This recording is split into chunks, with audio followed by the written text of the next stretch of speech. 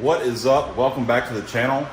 I know this is a little bit delayed, but a lot of things have been going on lately, so hopefully you guys like the exhaust video from the last exhaust video that I just put together, putting the Tomei titanium exhaust on the car. I will be doing some sound clips, don't you worry. Make sure you get some flybys and drive-bys and all that good stuff that you guys want to hear. Today, this video is brought to you by Fortunato. We are in partnership with them. They were gracious enough to help me out on a set of coilovers for the R34 Skyline. So today we are actually going to be putting coilovers on this thing. I already started jacking it up, that's why it's so high. So the rears are already done. Bam, if you can see. So I already got the rears in the other day. Those are looking awesome. So yeah, we're putting it in, doing the fronts today because those are harder to do in my opinion. But we got the trial 3-spoke wheels on here. Hopefully just temporary. I'm not sure I like them, so I don't know, we'll see. But anyway, we're gonna jump into this. We're gonna start taking this apart. Hopefully it's not a pain. This is my first time doing an R34. My R32 is quite a bit different. The R34, as you can see, I'll show you guys. You actually have to take out the back seats to do it. Luckily, this is a 4-door. Sorry, all you 2-door nerds. A little bit easier for me to get into the back of this thing to deal with this. But as you can see, the bolts are right there for the adjusters and everything. So I need to actually get with Fortunato too, and about seeing if there's a way I can have an adjuster coming out without having to take the back seats out to adjust these things. So I'm gonna try to talk to them actually today after I do that, after I get these coilovers on the car. Sorry about the wind noise, I got the fan going. But we're gonna go ahead and jump into this. Here's the box here.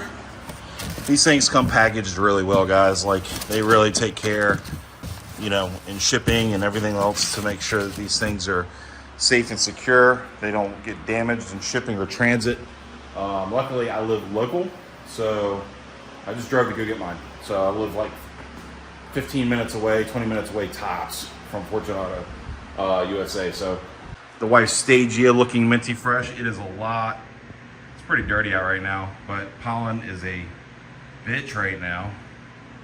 But she's looking minty fresh. I'd like to get Fortunato to actually maybe see what we can do on that car as well, because I mean, come on. It's even green. It even matches Fortunato's color scheme. But anyway, so we need to, it's got coilovers on it now. They're kind of janky. I don't really like them, and I want something nice quality, so I'd like to go with some Fortunes on that too. So, but all right, guys, we're gonna jump into this and make this a quick vlog. Again, shout out to Fortunato for, you know, hooking me up and you know, sponsoring this video, sponsoring my R34, and you know, so we're gonna start this up and see you in a minute. All right, so I got the 14s out up here. This one down here is actually brake line. That's a 17 millimeter right there. Comes right off that. You remove the brake line because it's got a brake line bracket on it. And good old trusty pry bar, and it pries right off. Very simple to get out. So far, I'm not going to jinx it because I have read some people have, you know, easy time with one side and then a shit time with the other side. So we're going to find out. But I'm going to go ahead and unwrap one of the Fortunato coilovers. I'm actually probably going to do both so I can set the load. Coilover is unwrapped. It is way shorter than the factory one, obviously, but I just need to adjust this out. So hopefully there's some adjustment to where I can get it out pretty good ways, because that's, I don't know if you can see, but that's a lot of difference right there and how short that is. And this car is not going to be able to go much lower than it already was in the front due to this R34 GTR air dam in the front. So yeah, I'm going to adjust it. I'm going to set the load on the spring first, and then we'll go from there, see what happens. All right, this one is just about in. I've already got everything set in here. There is a, on these, there is a, oh crap. Oh, come on, get up there.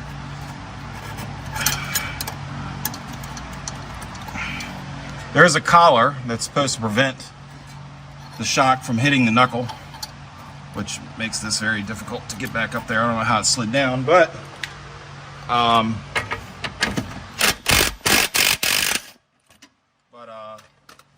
there's a collar.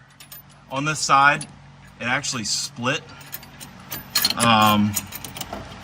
You could almost use two collars, but it split a little bit. I don't know if you can see it, because there's a weird nipple on this end that goes through, and it kind of splits it to make it bigger than what the ring actually is. So be aware of that. So that might happen. That's okay, as long as it stays together, you should be good. My only concern and issue is with this brake line.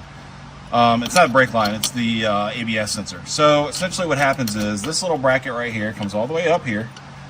You tighten it, and the problem with that is if you come up here and you bolt that to this, it doesn't allow you to adjust anything. You can't adjust the coilover. You can't do anything because it gets in the way, and it actually grinds and rubs against that. So I might recommend to Fortune Auto on these specifically to maybe get these brackets and make these a little bit longer, these ends, to see if they can be a little bit longer, so that way it would extend out the actual where you can mount that, so you can still adjust your coilover without having the issue of that catching up. So I'm gonna have to rig something up. I'm pretty sure I had to do this on the R32 also, just because these brackets, I mean, I don't know if anybody else was running into these with like BC coilovers or anything, but these brackets, this is too short because these big things. I mean, I guess I could cut that off, but I mean, I'm not going to. So yeah, that's gonna get in the way. But just so for reference. But anyway, so I'm gonna go ahead and knock this out, bolt everything up, and it's not in quite yet at the top. She's lined up, but she's not in. I'm just going to do that here in a little bit, and then we're gonna go from there. All right, so I figured out why the passenger side, well, the left side of the car, is a little bit more harder to get the strut or the shock out. It's because if you look here, I didn't compare the other side, but it's obvious to me because I just did the other side.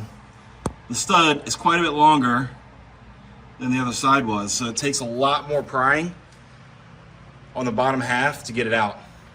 But I mean, I just pried it with my big freaking pry bar, and she came out fine. So I already got the other side on, and now I'm getting ready to drop this one in. It's really not that difficult. The hardest part is just adjusting everything. So getting ready to go ahead and set the load on the other shock, and then we'll get it in. All right, guys, we got the front one in, and that is the way she looks right now. She's all bolted in, and this is kind of how I rigged this, unfortunately, with a tie wrap, just so it stays loose and floating. I don't want it like super crazy tight against that, like I said, and I want to still be able to get behind it to adjust. I didn't want to move this collar down because it seemed like it was still going to put too much stress on the wire. I could have moved this black collar ring down to here or something like that, which A, it would have blocked all the cool graphics on the strut, on the shock, and then B, it would have put too much strain here on that. So I just did that, but she looks good. And now, for the moment of truth, I measured it out. It's the same height as the other side. I'm a little nervous, but we're gonna put the wheel on now and see how she looks. All right, so this is several days later. I still got the back seat out. Coilovers and all are in, but I had to run by Fortune Auto and actually pick these up. These are remote, basically adjusters here, kind of like that, because the adjuster, obviously it's behind the seat, and you don't want to have to keep pulling the seat in and out to manually adjust these things. So I fashioned these manual adjusters that just put a small hole through the actual deck lid panel on both sides and hook those up. Got them on both sides of the thing there, so that way I can just adjust my coilovers right through that back of the deck lid panel without having to take anything else apart. So shout out to Fortune Auto for supplying those, because that was a big deal, because that would have been a pain to actually try to have to do that. So we are almost done with this, guys.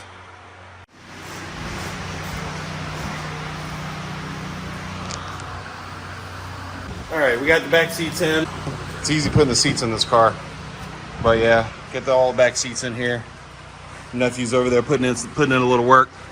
But yeah, now if you look here, we can actually adjust them and not have any issues being able to adjust my rear coilovers.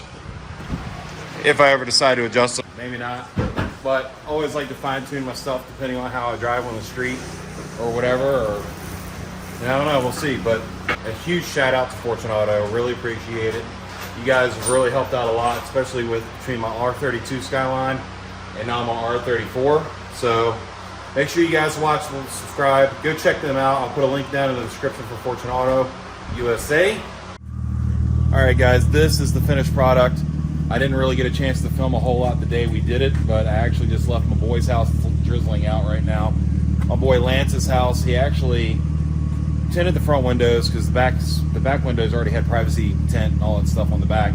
So now the car's got 20% tint all the way around, lowered on Fortune Auto coilovers, and it's got my Fortune. He also did my Fortune Auto banner for the car that I was going to do for the sponsorship.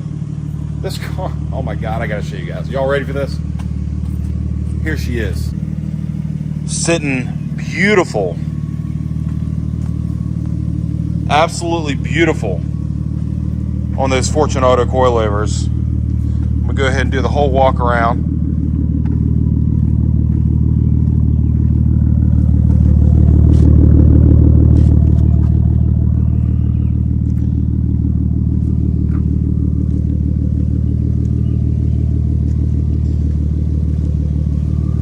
Sorry for the jumpy camera.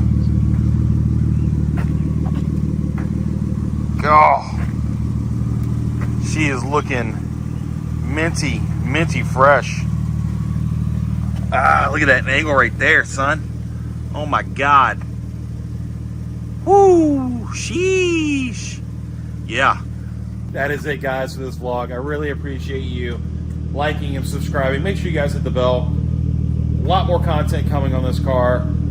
More content coming on my nephew's DB6 Integra. He's done some stuff to that car. He hit a deer several months ago, and we did a new fender on it, put a spoon carbon fiber hood on it, all kinds of stuff for that car. I'm going to eventually do a review on my very boring 2019 Civic Si. And then, of course, we got Nissan Stagea content coming too. So keep it tuned here, guys. We will see you on the next one. Later.